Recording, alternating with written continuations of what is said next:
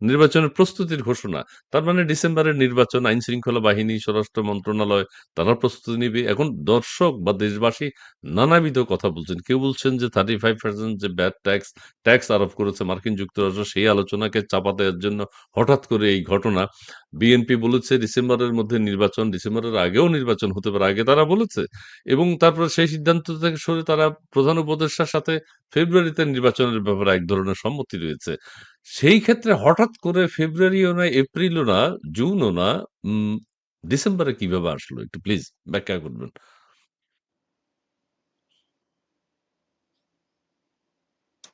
ধন্যবাদ। দেখুন, আমাদের মাননীয় প্রধান উপদেষ্টা, তার সম্মানীয় প্রেস সচিব এবং আপনার মাননীয় প্রধান নির্বাচন কমিশনার, তারা নানান রকম বার্তা আমাদের সামনে হাজির করেছেন।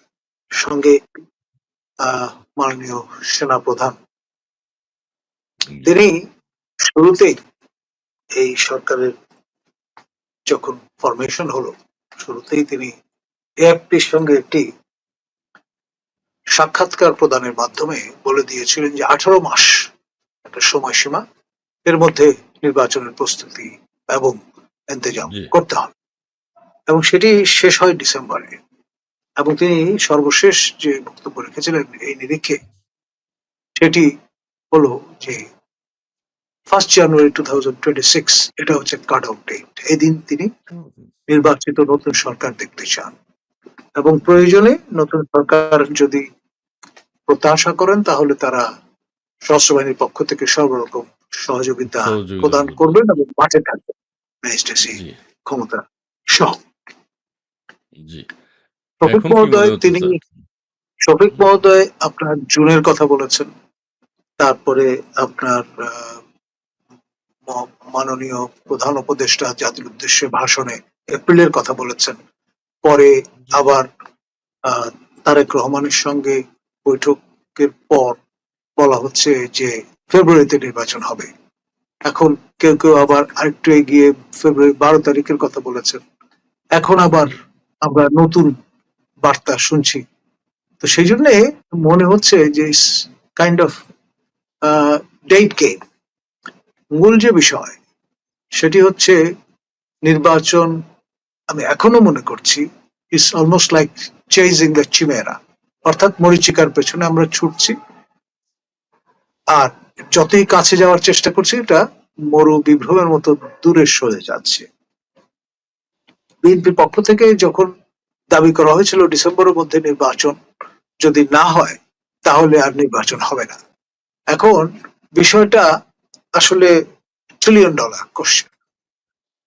নির্বাচন কবে হবে, এটার আয়োজন কিভাবে করা হবে, তার সাংবিধানিক দায়িত্ব কিন্তু নির্বাচন কমিশনের।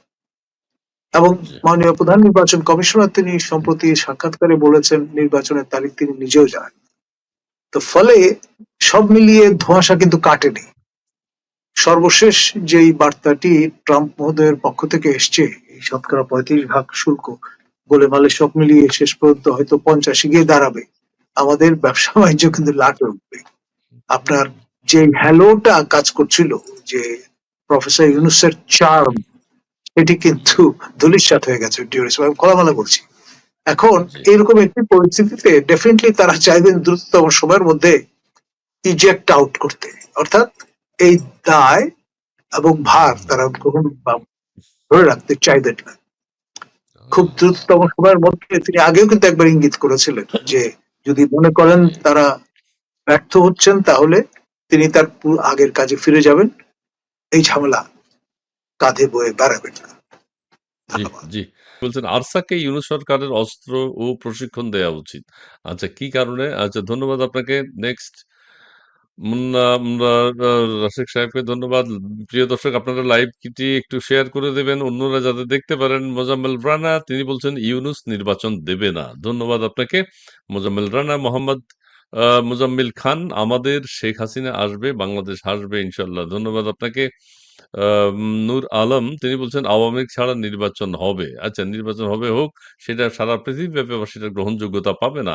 আমানুল্লাহ নির্বাচন নিয়ে রাতে এক কথা দিনে এক কথা, এইসব কথা পাগলের আড্ডা। আচ্ছা ঠিক আছে, সব পাগলের আড্ডা।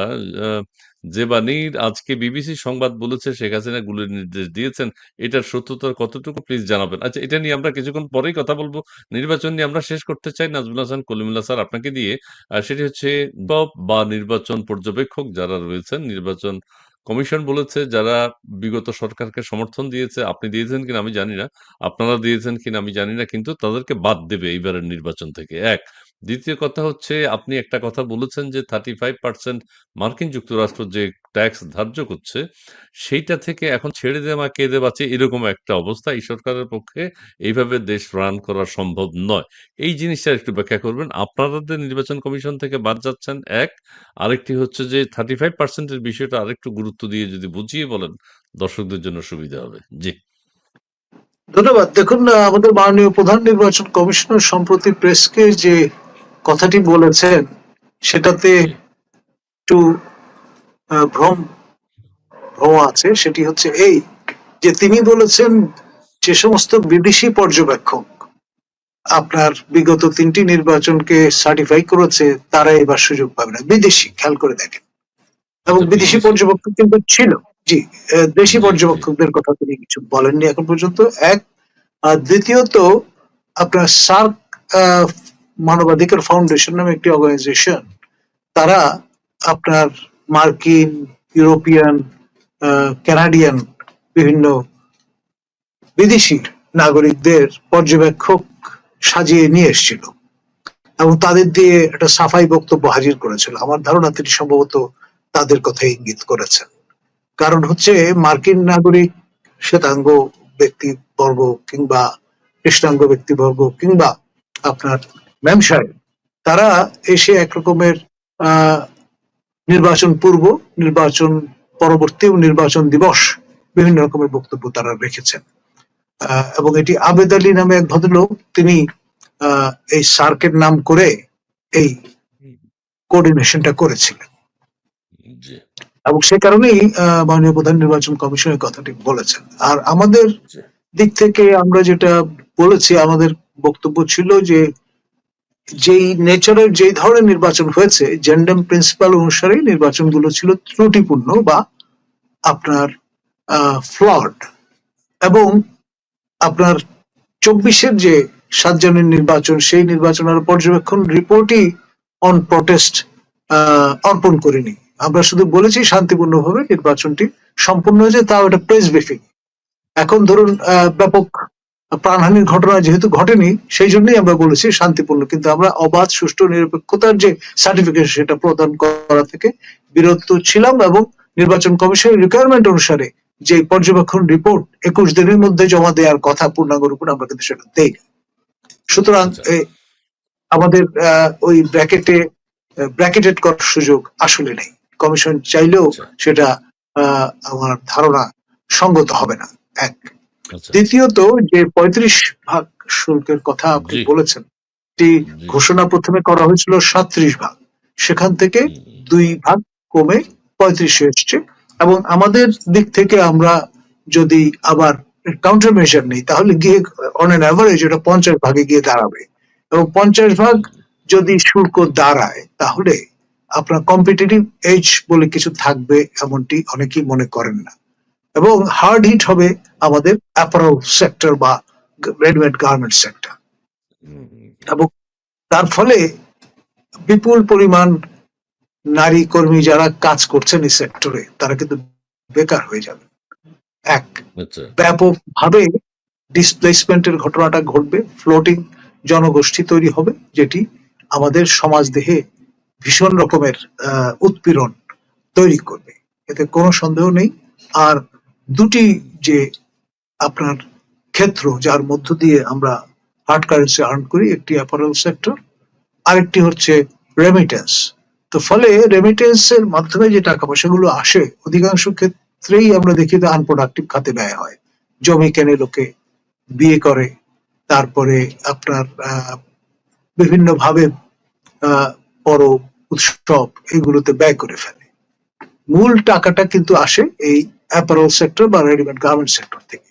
সেটি যদি বসে যায় তাহলে আমাদের প্রফেসর ইউনূস সরকারের তো ডেফিনেটলি খবর আছে, সামগ্রিকভাবে বাংলাদেশের জন্য খবর আছে। ধন্যবাদ।